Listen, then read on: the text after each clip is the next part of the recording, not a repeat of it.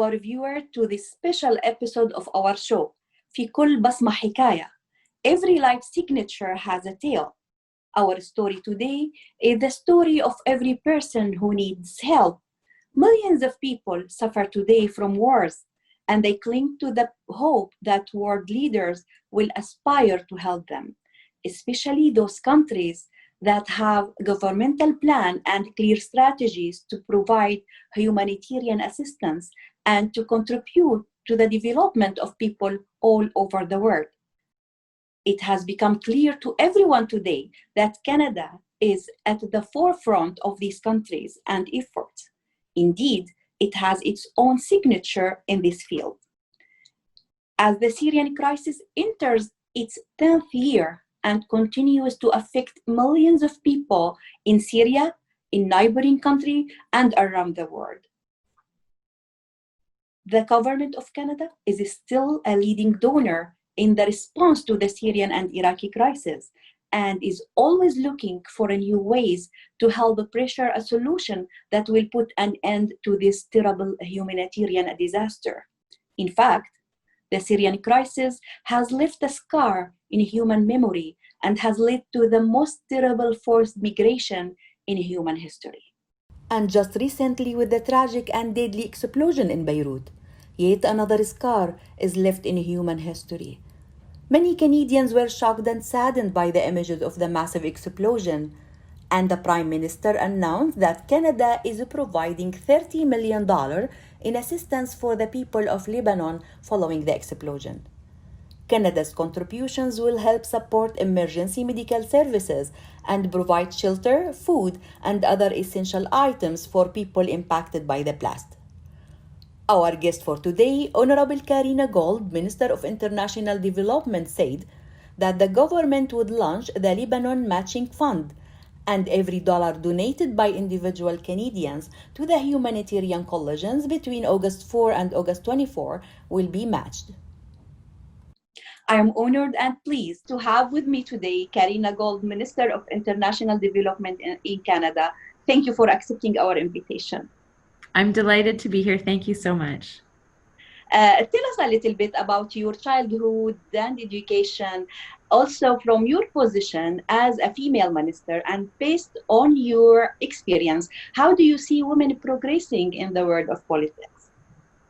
Well, thank you for that question. So I grew up in Burlington, Ontario, and I have a bachelor's degree in political science and Latin American studies from McGill University, and then I have a master's in international relations from the University of Oxford. So I'm very passionate about Canada's role in the world and international development, and I've always been a long champion of women in politics. And I have to say that under this Prime Minister's leadership, he's made a real point of making sure that there are women leaders in his government. He has a 50%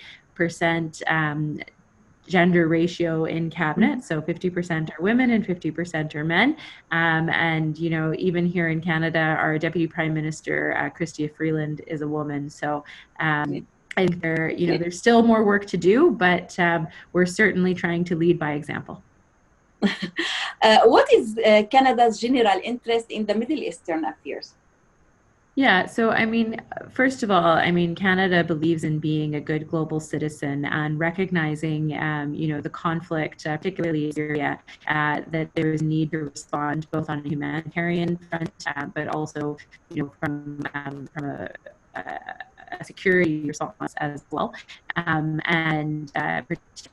most engaged in the humanitarian response. This is one of the largest migrant and refugee crises that the world has seen.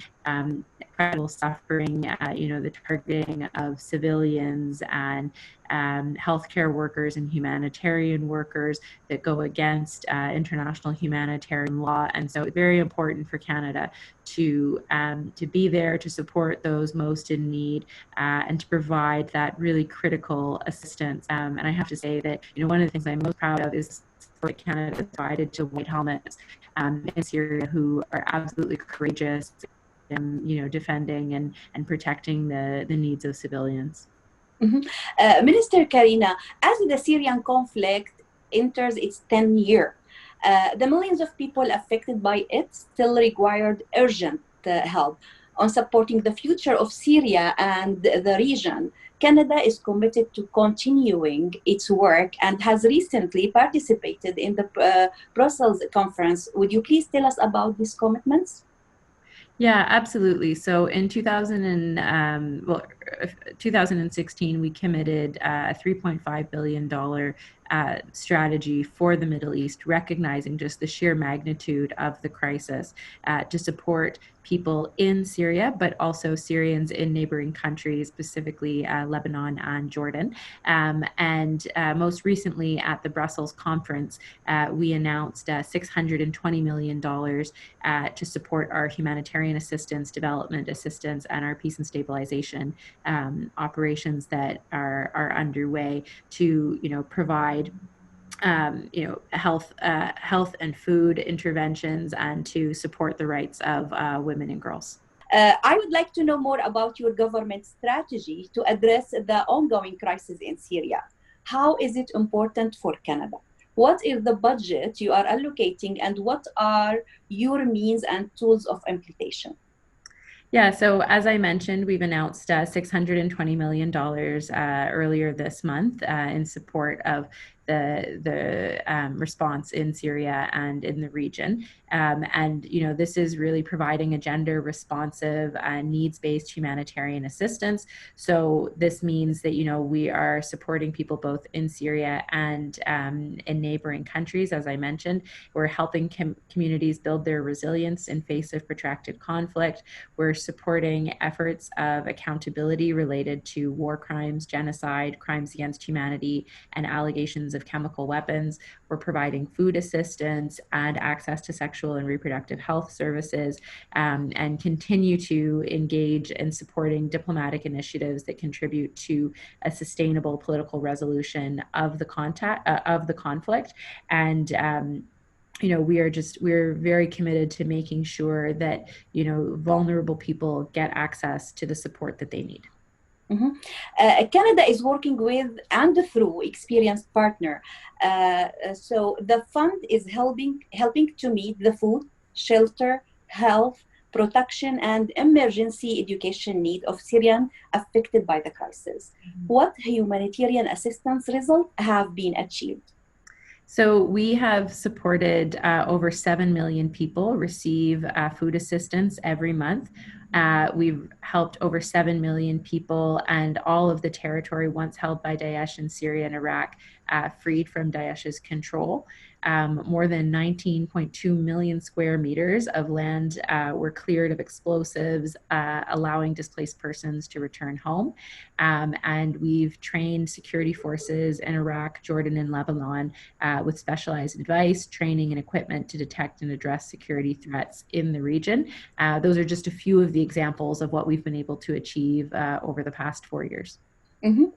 So one of Canada's most generous response to the humanitarian crisis in Syria was resettlement the refugee.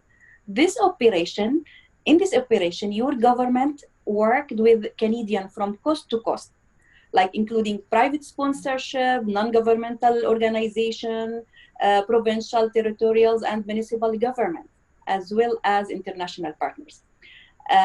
You welcomed over 40,000 refugees since November 2015. What is the future of this program, especially in this new post-COVID world? So, this is one of the programs that I am most proud of as a member of this government. And, as a member of parliament as well, I've had the pleasure of welcoming, dozens of Syrian refugees to Burlington, where I represent, and have just met some of the most incredible people, and a couple of young people, for example, who have gone on to post-secondary studies. And it's just so brilliant to see how they're not only flourishing, but they're also contributing back to Canadian society. Canada welcomes thousands of refugees every year, with regards to people all around the world. And so we continue to do that. On June 25th, the Minister of Immigration and Citizenship presented 3 new actions, that stem from Canada's pledge at the Global Refugee Forum that we helped bring together in 2019. So continuing to admit up to 500 refugees as part of the Economic Mobility Pathways Project over the next 2 years, establishing an advisory role for a former refugee to attend international refugee protection meetings with the Canadian delegation, and supporting the creation of a global task force on refugee labor mobility. And so Canada remains very committed to the plight of refugees, continuing to support them, both sponsored here in Canada and around the world. Meeting the specific needs, priorities, and capacities of vulnerable and marginalized people is one of Canada's 3 humanitarian assistance priorities. Plus, considering the needs and rights of women and girls is at the heart of your government continuing assistance. Would you tell us more about this priority? Yeah, so as you know, Canada has a feminist international assistance policy, meaning that gender equality and the rights of women and girls really are the core of what we do. And so in all of our programming, we take a gendered lens, and we, with COVID-19, there are a few things that come to the front, and we know that this is a gendered pandemic that has different impacts on men and women.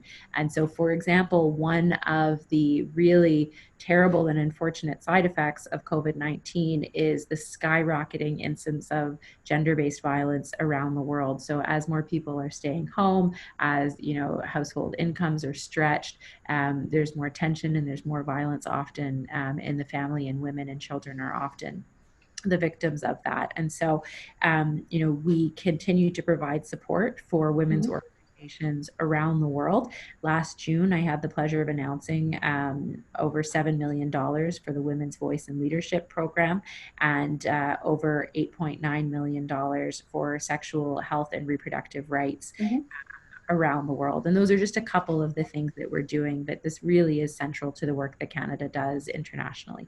The economic and financial situation in Lebanon seems to be deteriorating. Lebanon hosts millions of Syrian refugees. Does this worry you? Well, Canada is deeply concerned by the worsening economic conditions in Lebanon. The international community, including Canada, is prepared to help, but has been clear that fundamental and far-reaching economic and political reforms are essential and need to be undertaken before considering further assistance.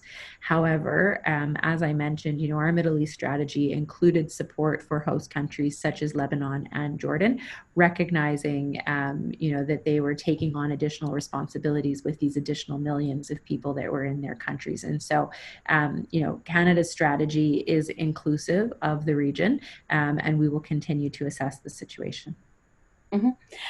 Humanitarian aid has become a big part of the political conflict on the ground. So you defended on social media sustained cross-border humanitarian access into Syria following a veto to extend the UN Security Council resolution. Could you please elaborate on that? Yeah, so there was a UN resolution to demand humanitarian access across the border into Syria. Unfortunately, that was vetoed by 2 of the member states of the Security Council, of the P5.